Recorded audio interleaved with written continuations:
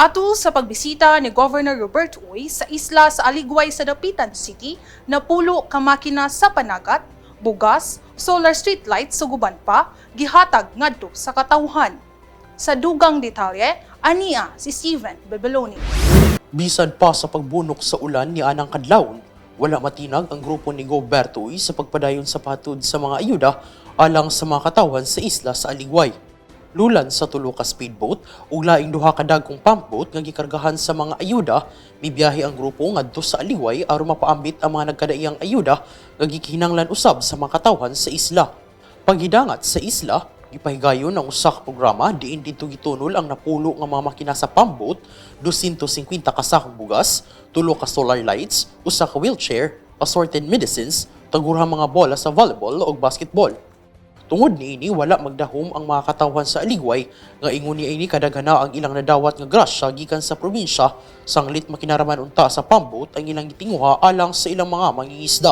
Busa, dako kayog pasalamat sa duha ka mga konsehal nga sila Rolando Biolango ug Danilo Biolango nga maoy nangunay og naghangyo sa gobernador nga unta mahatagan usab og ayuda ang ilang mga taga-barangay sa Aligway.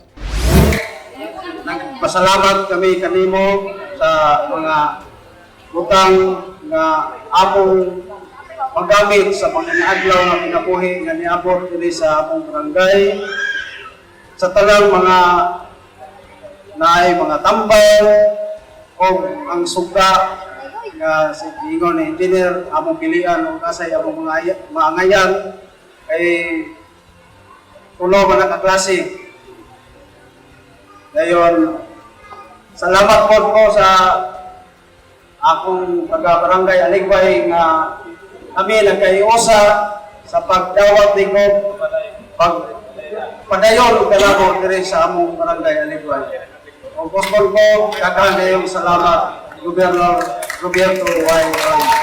Salamat kayo sa imong Aligway, mas di kayo balulog sa mga tanang lumayo-luyo ng Aligway. Salamat sa inyong magtambong o sa atong mga ipahatag na mga paganitan para sa atong panagat yun. Importante yun kayo ni. Hasta yung solar kay nakapamapunay lang yung mga buta ni. Hindi alam daw kung ano ni, mga tanga. Kapo kayo tabang sa itong na isla ay hitin kayo ito, wala yung solar. Kapo kayo tabang mahayag akong isla. Kani mga tambal, atong mga kataan. Kung hindi na kaso, salamat kayo.